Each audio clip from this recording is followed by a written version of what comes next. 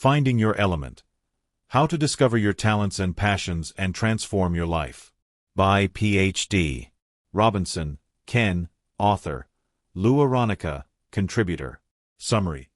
Finding Your Element shows you how to find your talents and passions, embrace them, and come up with your own definition of happiness, so you can combine what you love with what you're good at to live a long, happy life.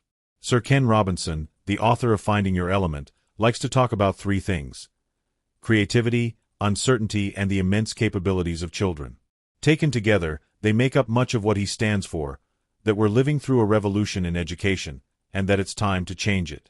He's the presenter of the most famous TED Talk of all time and one of few strong critics of our school system, saying in its current form, it's meant to make us obedient, not educated. In this book, which acts as a sort of follow-up workbook to go with his bestseller The Element, Ken shows us what to do right now, since we can't change our education system from one day to the next. It lines out how you can find out what you're good at and what you like. The book will also show you how to combine these two things into something that makes you happy, regardless of what society tells you or what school and college trained you to do. These are my favorite 3 things to take away. Take a second to appreciate your own, absolutely unique life.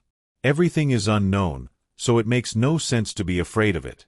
Find your hidden talents by looking at what your teachers said you're bad at. Let's take a few minutes to forget the rest of the world and just think about ourselves and what we really want, okay? Lesson 1. Stop for a second to appreciate your own unique experience called life. Has someone ever told you, you really are one of a kind? To express they think you're special? It's a really nice thing to happen, isn't it? But have you ever stopped to consider how profoundly right they were when they paid you that compliment? Because they literally were. I'd like you to stop for a second and really think about this. No human person in the history of the world has had the same biology and psychology as you do. Throughout human evolution, genes have been combined, changed, tweaked and permuted countless billions, trillions of times even. Yet you are the first and only instance of your exact combination of genes. No one will ever have the same genetic code, ever again, even if you have an identical twin. Of course, this includes your brain, which is responsible for the second, absolutely unique thing about you: your experience. You were born at a certain place, which will never be the same it was that day, at a certain time, which will never come again, into a certain set of circumstances, which will never be the same again. Nobody can ever have the same experiences with the same people in the same moment as you. No do-overs. You can never recreate as you've lived it, so far and until you die. One time. Take a second to appreciate this. It really is one of a kind. Just like you. Lesson 2.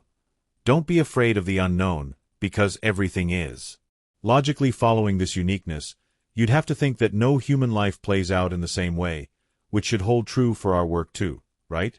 How come then that millions of people end up doing the same thing and making the same career choices? This is where one of the most basic, yet strongest human fears kicks in: the fear of the unknown. Our brains scream for certainty and reassurance, and society is happy to offer both of those to us. Follow the plan. It whispers, you know, the well-established path, the one where you know how it plays out. Usually that's finishing high school at 17 or 18, entering college, graduating, getting a professional job as a lawyer, doctor, teacher, or manager, then settling down, getting married, and starting a family. But since we're living through the biggest shift in education and work since the Industrial Revolution, the pressure to follow this plan makes us even more uncomfortable. How can we expect humans who've just become adults to commit to a plan for the rest of their life in such an uncertain world? It's insane.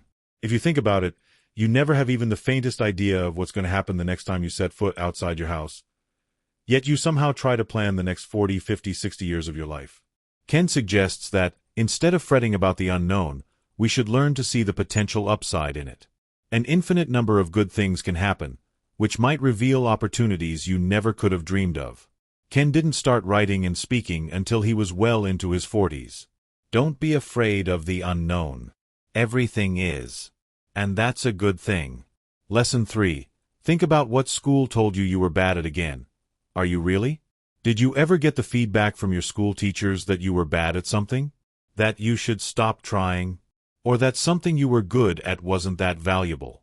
Institutional education is discouraging us in a lot more ways than it encourages us, because in school, only one kind of intelligence is valued: logical reasoning, IQ.